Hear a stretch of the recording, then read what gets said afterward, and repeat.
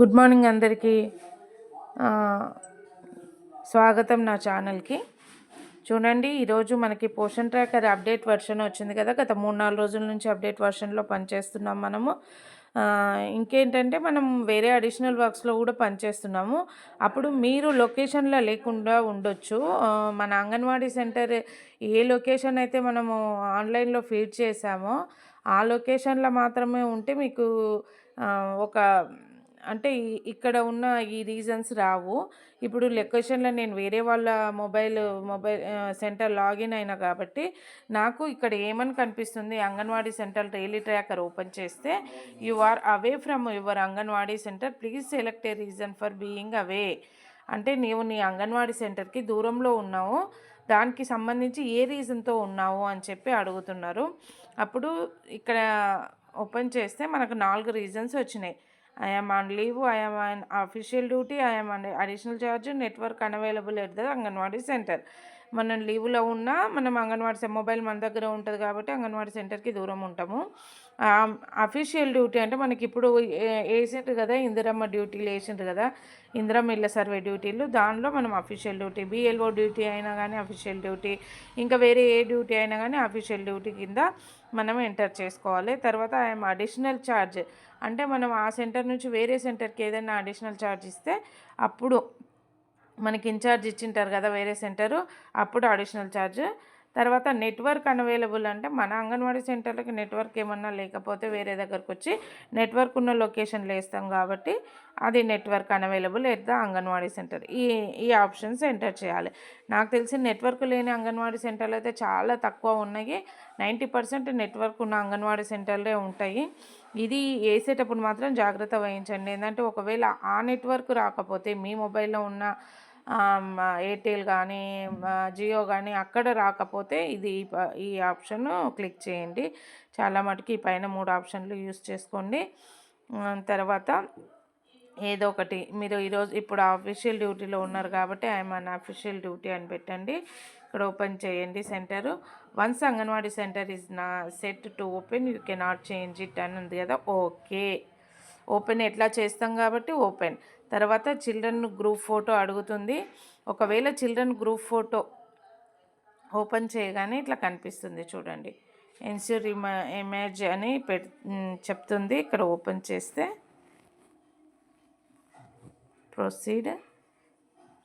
Proceed కొడితే ఇట్లా camera వస్తుంది. తీసేసి తర్వాత ఇక్కడ ఎప్పుడైతే మనము గ్రూప్ ఫోటో పెడతామో కింద అటెండెన్స్ అనేది వస్తుంది. గ్రూప్ ఫోటో పెట్టకపోతే అటెండెన్స్ రాదు. ఇది మాత్రం గుర్తుపెట్టుకోండి. పైన క్యాప్చర్ వస్తేనే వస్తుంది. అయితే ఇది రాకుండా ఉండాలంటే ఏం చేయాలి అని అంటే ఇక్కడ క్లిక్ చేసి స్కిప్ అనేది చేస్తే మనకి నాట్ క్యాప్చర్ వస్తుంది. ఒకవేళ మీరు వేరే డ్యూటీలలో ఉంటేనే మీరు గ్రూప్ ఫోటోకి స్కిప్ కొట్టండి. మీరు అఫీషియల్ డ్యూటీలో ఉండి సెంటర్లోనే ఉంటే మాత్రము ఖచ్చితంగా ఫోటో క్యాప్చర్ చేయాలి. మేము ఇక్కడ మాకు డాష్బోర్డ్లో కనిపిస్తుంది ఎవరెవరు ఫొటోస్ ఎంటర్ చేయలేదు అనేది కూడా కనిపిస్తుంది. మీరు అప్పుడు ఫొటోస్ ఎంటర్ చేయకపోతే దానికి రీజన్స్ కూడా మాకు డాష్బోర్డ్లో కనిపిస్తుంది. దాన్ని బట్టి కూడా మేము మీరు ఏ డ్యూటీలో ఉన్నారు, ఎక్కడ ఉన్నారు అనేది కూడా మేము చూడాల్సి వస్తుంది. ఇంకొకటి ఏంటంటే మార్నింగ్ నుంచి ఈవినింగ్ వరకు మీరు డ్యూటీలో ఉంటే మాత్రమే ఇది ఫోటో స్కిప్ ఆప్షన్ క్లిక్ చేయండి. లేదు మీరు ఒక పూట ఒక 1 అవర్ పోయినరు అని అంటే మాత్రము స్కిప్ ఆప్షన్, ఫోటోకి స్కిప్ ఆప్షన్ పెట్టొద్దు. కంపల్సరీ ఫోటో క్యాప్చర్ చేయాలి. అత్యవసర పరిస్థితుల్లో మీకు సాధ్యం కాదు సెంటర్కి పోవడము అని అన్నప్పుడు మాత్రమే మీరు స్కిప్ ఆప్షన్ యూస్ చేయండి. ఎంతమంది మీరు క్యాప్చర్ చేసిండ్రు అనేది చూస్తాము. క్యాప్చర్ చేయని వాళ్ళది ఏ రీజన్తో క్యాప్చర్ చేయలేదు అనేది కూడా మాకు ఇక్కడ డాష్బోర్డ్లో తెలిసిపోతుంది.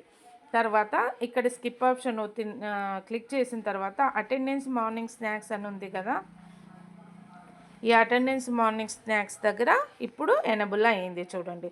అటెండెన్స్ ఎంటర్ చేయండి. ఇట్లా క్లిక్ చేస్తే అటెండెన్స్ ఎవరెవరికి వచ్చిందో అదంతా ఎంటర్ చేయండి, సబ్మిట్ చేయండి. తర్వాత మార్నింగ్ స్నాక్స్ కూడా, స్నాక్స్ అంటే ఎవరెవరికి స్నాక్స్ ఇచ్చినామో ఎంటర్ చేసి సబ్మిట్ చేయండి.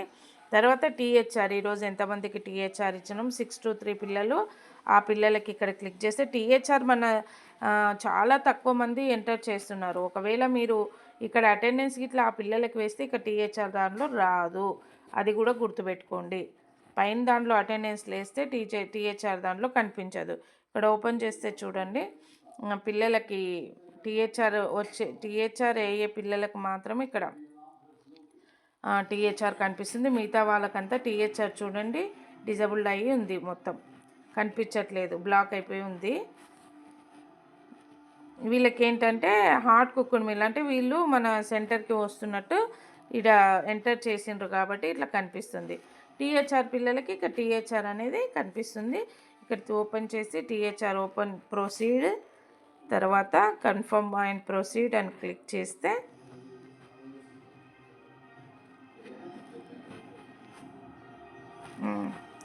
ఇది మనము ఇది ఈకేవైసీ చేయొచ్చు వాళ్ళది. లేదు అంటే స్కిప్ చేసి కూడా మనం చేసుకోవచ్చు.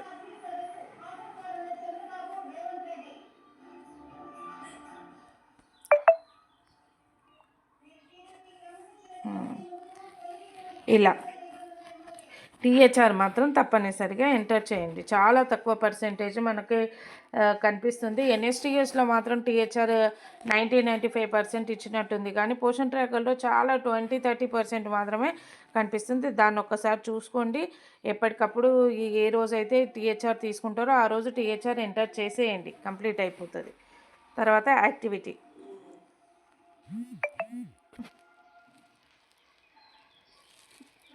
ఏం యాక్టివిటీ, ప్రీ స్కూల్ ఎడ్యుకేషన్ అంటే ప్రీ స్కూల్ ఎడ్యుకేషన్ దగ్గర క్లిక్ చేయాలి, క్లిక్ చేసి సబ్మిట్ చేయాలి. తర్వాత ఈసీసీ లెర్నింగ్ అనేది చాలా పెద్ద టాపిక్, అది ఇంకొక వీడియోలో నేను మీకు చెప్తా. ఇప్పుడు వీటిని అన్నిటిని మీరు ఒకసారి ఓపెన్ చేసుకోండి. ఇంకేమైనా డౌట్స్ ఉన్నా నాకు కామెంట్ రూపంలో తెలియజేయండి.